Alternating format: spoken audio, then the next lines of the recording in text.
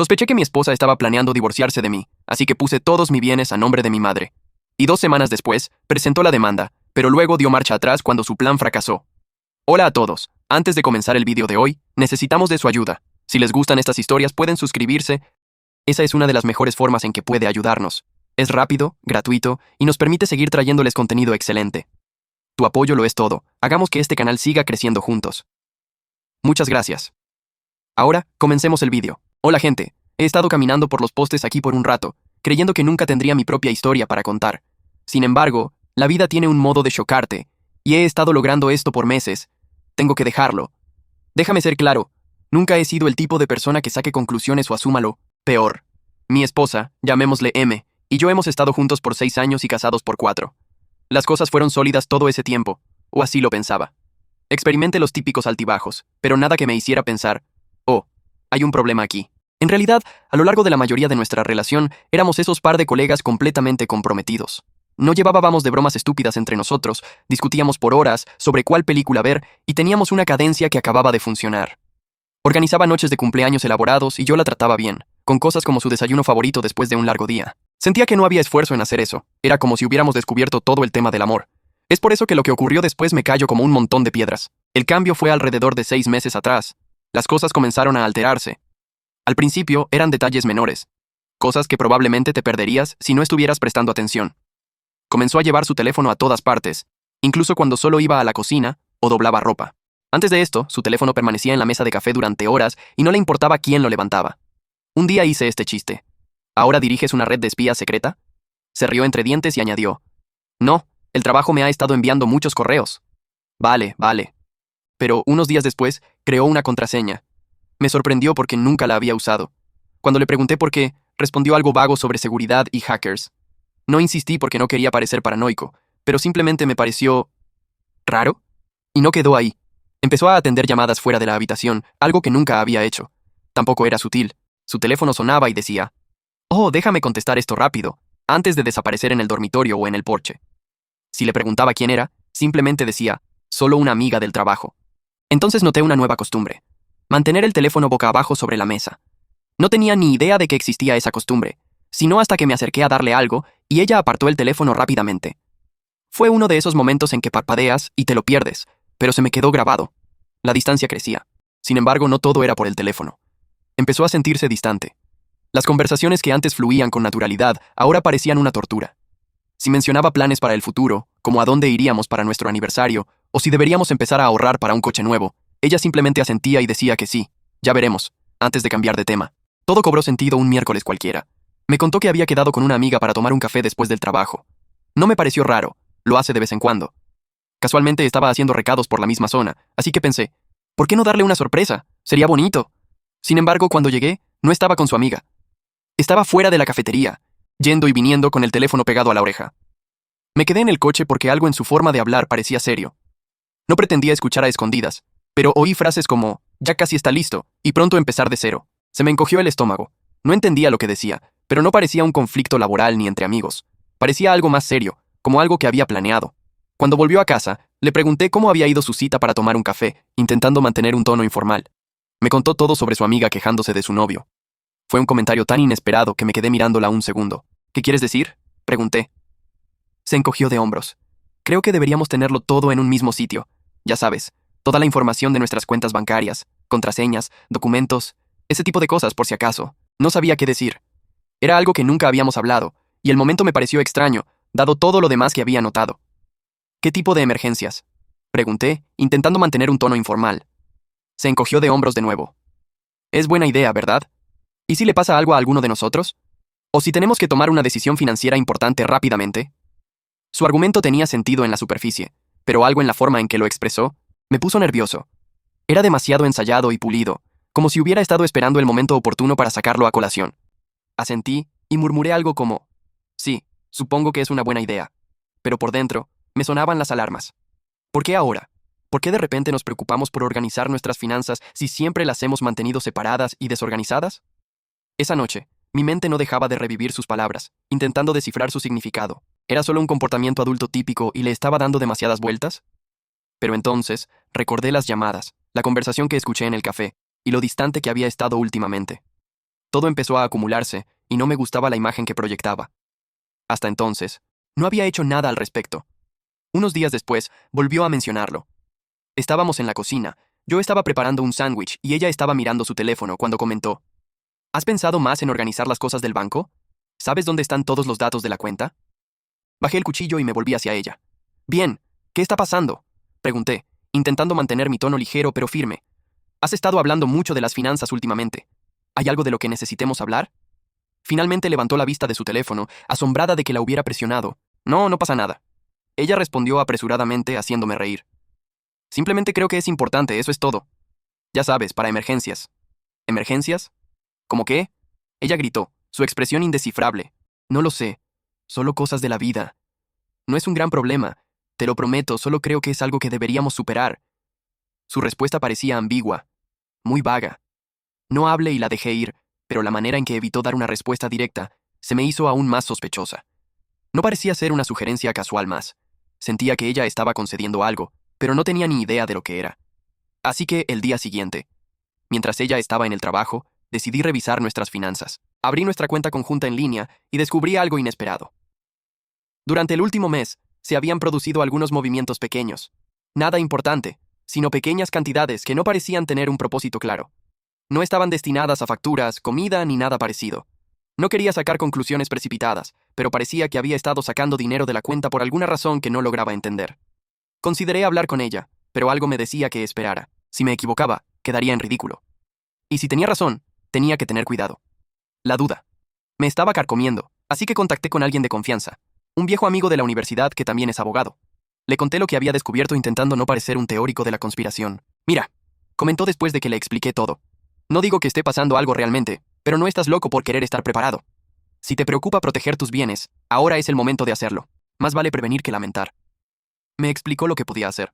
Procedimientos sencillos para asegurarme de que mis finanzas estuvieran protegidas si algo sucediera. Admito que tomar una medida tan drástica me pareció fuera de lo común. Sentía que me estaba preparando para algo terrible, aunque no estaba seguro de qué estaba mal. Pero cuanto más lo pensaba, más sentido tenía. Si ella realmente tramaba algo y yo empezaba a sospecharlo, necesitaba defenderme. Sin embargo, no fue una decisión fácil. No se trataba solo de dinero ni bienes. Se trataba de la vida que habíamos creado juntos. No dejaba de repetir imágenes en mi cabeza. El día de nuestra boda, las conversaciones nocturnas sobre nuestros sueños y las bromas raras que compartíamos. ¿Cómo habíamos llegado hasta aquí? ¿A esto había llegado nuestro matrimonio? La perspectiva de tomar estas medidas me hacía sentir como si aceptara la derrota, como si abandonara oficialmente la confianza que compartíamos. Esa noche, mientras ella no estaba, me senté en mi escritorio y saqué mi portátil. Me temblaban las manos al abrir la computadora y empezar a revisarlo todo: cuentas bancarias, cuentas de inversión y la escritura de la propiedad. Cada documento que estudiaba me parecía una traición, pero una voz persistente en mi cabeza me recordaba que se trataba de supervivencia, no de sabotaje. No pretendía hacerle daño. No podía quitarme de la cabeza la idea de que si no actuaba ahora, me arrepentiría después. Hice una lista de todo lo que podía transferir y cómo hacerlo sin levantar sospechas. Mientras escribía, sentí un peso aplastante en el pecho. Había confiado plenamente en ella durante años, y ahora estaba allí, defendiéndome de la persona que creía que siempre me respaldaría. Entonces llamé a mi madre y le expliqué por qué necesitaba su ayuda, pero sin entrar en detalles. Necesito que me guardes algunas cosas un tiempo. No es nada malo, solo es algo que necesito hacer para protegerme, por si acaso. Mi madre guardó silencio un minuto, probablemente intentando descifrar lo que no le estaba diciendo. ¿Estás bien? Su voz estaba llena de ansiedad. Sí, mentí. Es solo una precaución, no hay de qué preocuparse. Ella no lo hizo. Volví a hablarle del tema, pero fue como si se hubiera evaporado de su memoria. Al principio, creí haber reaccionado exageradamente, y ella descartó el tema por no ser relevante.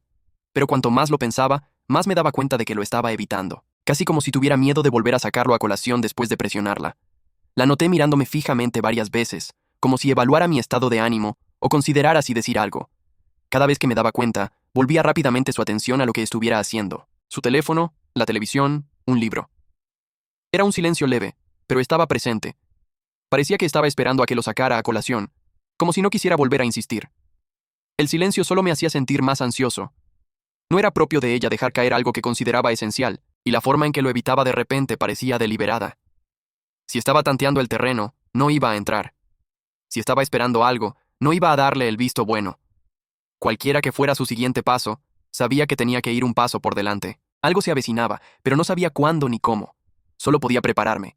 Esa noche, me aseguré de que todo estuviera en orden. Revisé la documentación de nuevo, comprobando cada aspecto de las transferencias de bienes a mi madre. La casa, los ahorros, las inversiones, todo estaba ahora legalmente a su nombre, sellado en un fideicomiso de mutuo acuerdo. Incluso la llamé para confirmar que tenía todos los documentos necesarios. Habían pasado 2 semanas y todo parecía normal, francamente. Se comportaba con más cariño, incluso empezó a hablar de temas no relacionados, como el trabajo o qué cenaríamos.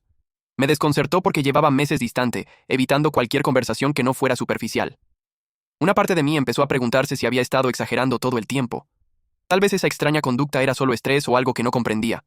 Pero entonces, una noche de viernes cualquiera, me sentó en el sofá, apagó la televisión y me dijo: «Tenemos que hablar». Se me encogió el estómago al instante. Sabía lo que iba a decir antes de que lo hiciera. «Creo que deberíamos divorciarnos», respondió con una voz tan tranquila que parecía preparada. No era furia ni emoción, simplemente era fría, como si me hubiera dicho que se nos había acabado la leche. La miré fijamente, sin saber cómo responder mientras explicaba su argumento. Mencionó que necesitaba espacio, que quería descubrirse a sí misma y que sentía que había perdido su identidad en el matrimonio, frases típicas de ruptura que en realidad no explicaban nada. Pero entonces dijo algo con un tono diferente. «Sabes, he hecho muchos sacrificios por ti a lo largo de los años, y no creo que los aprecies de verdad. Merezco más». Eso último me dolió. No era solo que quisiera salir, sino que lo planteó como si yo le debiera algo, que todo era culpa mía, y que ella simplemente estaba reclamando lo que le pertenecía. Mientras estaba allí sentada, intentando entender lo que decía, surgió una nueva pregunta. ¿Por qué ahora? Entonces dijo algo que hizo que todo empezara a tener sentido. «Una amiga me ha estado ayudando a ver las cosas con más claridad», continuó sin mirarme. «Una amiga». Me quedé quieto, dejándola hablar, pero mi mente daba vueltas. ¿Quién era esta amiga? ¿Por qué estaba tan involucrada en mi matrimonio? Su forma de expresarlo no fue casual. Parecía que alguien la había estado animando, convenciéndola de que dejarme no era simplemente una decisión, sino una estrategia que debía implementar. Y cuanto más hablaba de que merecía más por sus sacrificios, más escéptico me volvía. ¿Sacrificios? ¿Qué clase de sacrificio? Estaba contenta conmigo, o eso decía. Trabajé duro para ofrecerle la vida que deseaba, y no se trataba solo de dinero. Cuando me pidió mudarme más cerca de su trabajo, acepté, aunque eso significara un viaje más largo para mí. Cuando quiso asistir a ese costoso retiro de yoga el año pasado, me aseguré de que lo tuviéramos en cuenta, incluso renunciando a unas vacaciones que esperaba con ilusión. Cuando quiso asistir a ese costoso retiro de yoga el año pasado, me aseguré de que lo tuviéramos en cuenta, incluso renunciando a unas vacaciones que esperaba con ilusión. La apoyé cuando cambió de carrera 2 veces, diciéndole que estaba bien arriesgarse porque quería que fuera feliz. Creía que ser un buen esposo significaba priorizarla siempre que fuera posible. Y no era como si yo fuera un compañero indiferente y distante. Aparecí. Recordé cumpleaños y cosas que ella había mencionado que amaba. Cuando mencionó que se sentía estancada, le sugerí citas. La escuché quejarse de su trabajo, amigos y familia. No siempre acertaba, pero lo intentaba. Por eso me dolió tanto su frase, «merezco más». Ni siquiera se me ocurrió creérmela. No estaba molesta por nada que yo hiciera o dejara de hacer. Estaba molesta porque algo había cambiado en ella. Quizás fuera la conocida que mencionaba constantemente, o algo más. Pero la mujer sentada frente a mí no era la mujer con la que me casé, y no iba a dejar que reescribiera la historia de nuestro matrimonio para que encajara con su nueva narrativa. No la presioné en ese momento. En lugar de eso, asentí y dije algo inofensivo como: «Sí, así es como te sientes. Supongo que deberíamos decidir los próximos pasos». Parecía sorprendida de que no discutiera ni le rogara que se quedara, pero no me importó. Mi atención ya había cambiado. Importó. Mi atención ya había cambiado. Necesitaba saber quién o qué estaba causando su repentino y planificado cambio de conducta. No se despertó un día y decidió que quería irse. Esto era algo más grande, y no iba a dejar que me sorprendiera más de lo que ya lo había hecho. Después de esa charla, se fue a su apartamento y recibí los papeles del divorcio el lunes. Te diré que no solo querían terminar la relación, planeaban quedarse con todo: media casa, mis ahorros, mis bienes y el coche. Ella lo quería todo. Además, unas cláusulas de manutención conyugal ambiguas que no tenían mucho sentido dado su alto salario. Parecía como si esperara que le diera todo por lo que había trabajado. Al principio, asumí que solo buscaba venganza, pero la forma en que articulaba sus exigencias, tan específicas y agresivas, me confirmó que tenía a alguien que la guiaba en esto. Así que empecé a indagar. No podía simplemente preguntarle con quién había estado hablando, así que tenía que ser astuto. Empecé con sus redes sociales. No me había bloqueado, y aunque no publicaba con frecuencia, busqué entre sus fotos etiquetadas y comentarios buscando a alguien nuevo. Fue entonces cuando descubrí el patrón. Jake le daba me gusta y comentaba sus publicaciones repetidamente. Nada obsceno, pero lo suficiente como para hacerme reflexionar. Hice clic en su perfil, que era público. A primera vista, no parecía mucho más que el de un profesional del marketing de 30 años. Pero al desplazarme hacia abajo, vi algo inusual. Publicó una foto en el mismo café donde la había visto semanas antes, el mismo día que la escuché hablar de empezar de cero. Se me revolvió el estómago al seguir navegando. Señales más sutiles fueron un comentario en una de sus fotografías que decía: «Tienes esto», así como una selfie que se había tomado desde lo que parecía ser su nueva residencia. Ninguna de ellas fue evidencia sustancial, pero fue suficiente para levantar mi sospecha. No estaba seguro de qué hacer con esta información, pero sabía que no podía simplemente sentarme allí y esperar que hubiera soluciones para mi camino. Su declaración de un amigo que la ayudó a pasar por las cosas quedó conmigo, y quería saber quién era. Decidí contactar a una de nuestras amigas mutuas, Lisa. Ella y mi esposa habían sido amigas por años, así que sabía qué estaba pasando.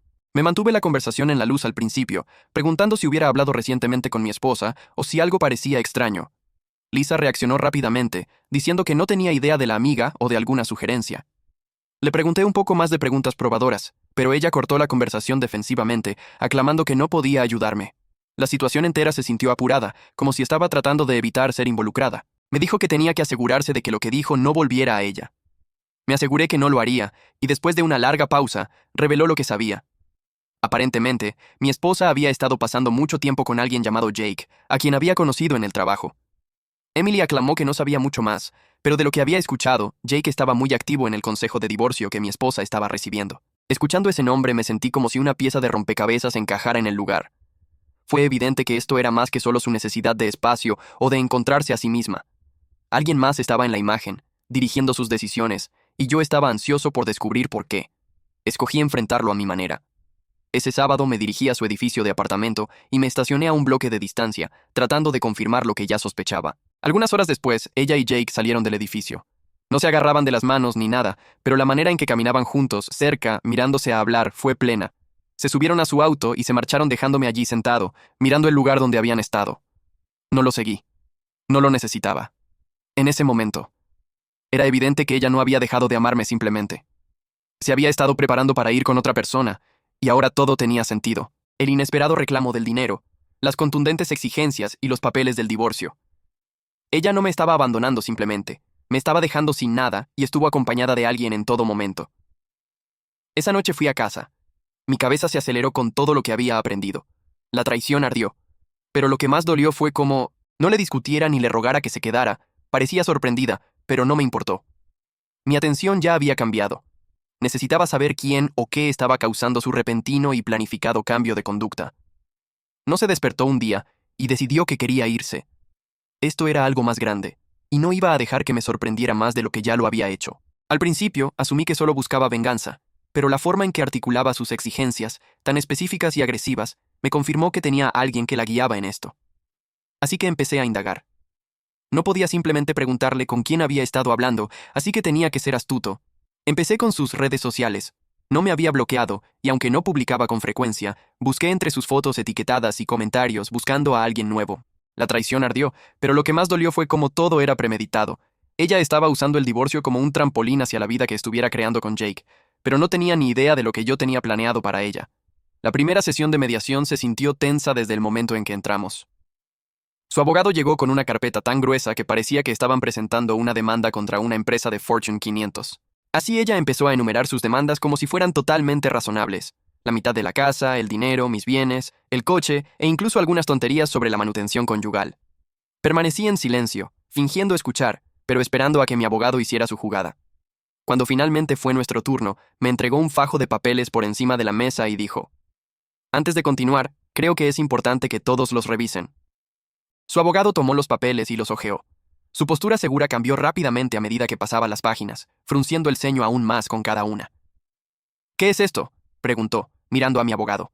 «Estos documentos muestran la transferencia de todos los grandes activos a una confianza bajo mi clave». «Planeaste esto», murmuró, mirándome como si hubiera cometido un crimen atroz. «Sabías que iba a presentar la demanda y lo planeaste para perjudicarme». No respondí. Me quedé sentado y dejé que ella misma atara cabos. Su abogado, aparentemente agitado, le pidió al mío que explicara más, y así lo hizo. Lentamente, deliberadamente, y con todas las pruebas necesarias para que las transferencias fueran irrefutables. Las fechas coincidían exactamente, lo que indicaba que yo había transferido todo mucho antes de que ella presentara la demanda. Las firmas estaban debidamente certificadas ante notario, y la confidencialidad era sólida. No pudieron hacer nada para rebatirla, Estaba furiosa. «Eres increíble», dijo, inclinándose hacia adelante en su silla. «No puedo creer que me hicieras algo así». Seguí sin decir nada. ¿Qué podía decir? No se trataba de que yo le hiciera nada. Era para defenderme porque ella había dejado claro que no se iba a quedar callada. La reunión terminó con su abogado diciendo algo sobre la necesidad de replantear su estrategia, pero todos en la sala sabían que no tenían más movimientos que hacer. Cuando salimos del edificio, me llevó aparte en el pasillo. Su expresión era una mezcla de rabia y desesperación. «Esto no ha terminado», agregó, su tono bajo. «Te vas a arrepentir de esto». Solo la miré y le dije, «Ya me arrepiento de haber confiado en ti.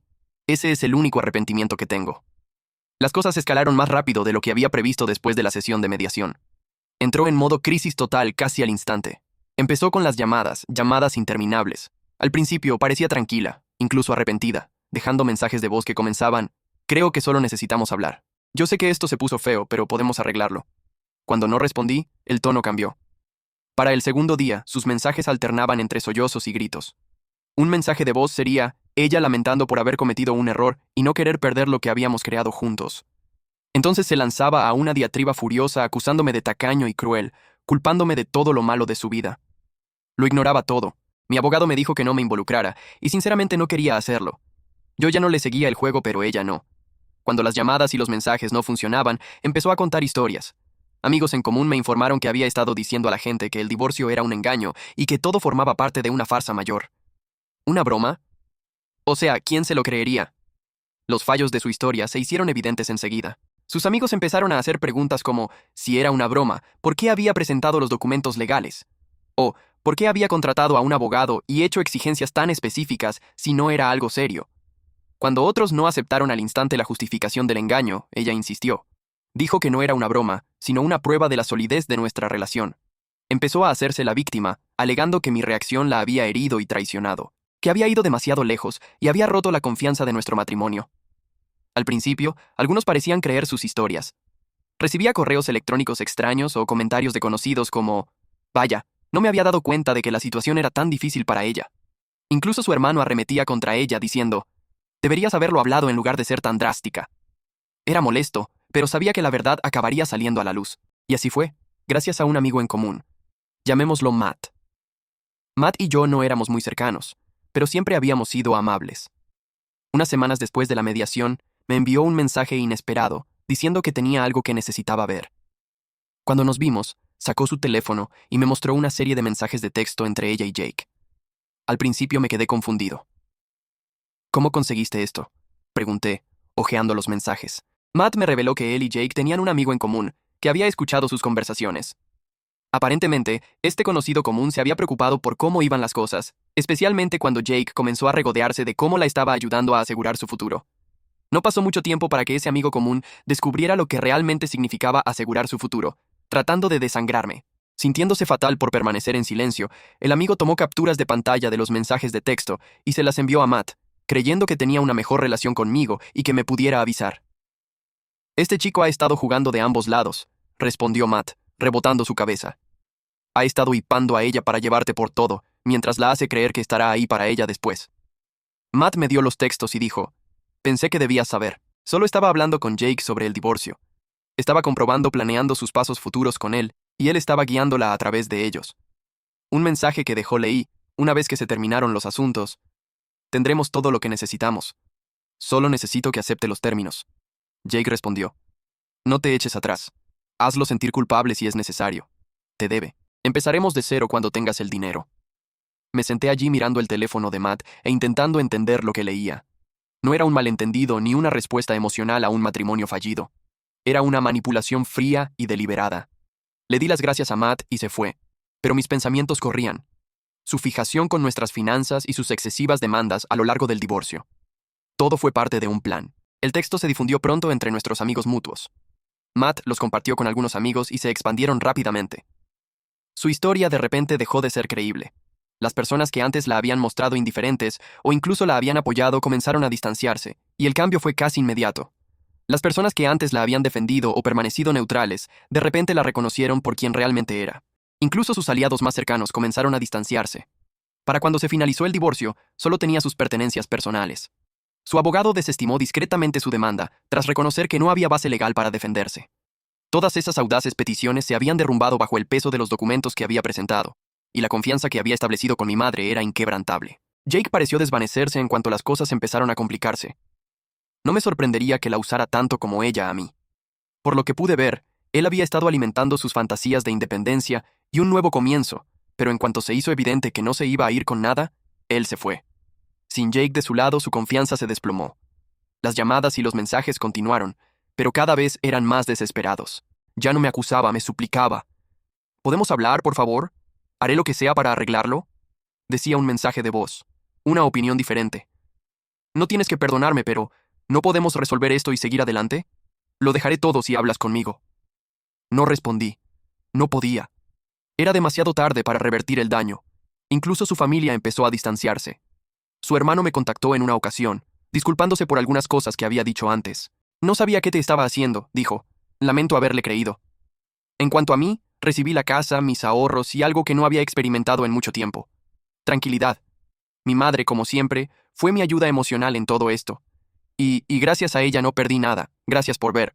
Si aún no te has suscrito, hazlo y activa la campana de notificaciones para estar al tanto de más historias impactantes de la vida real que suceden a tu alrededor.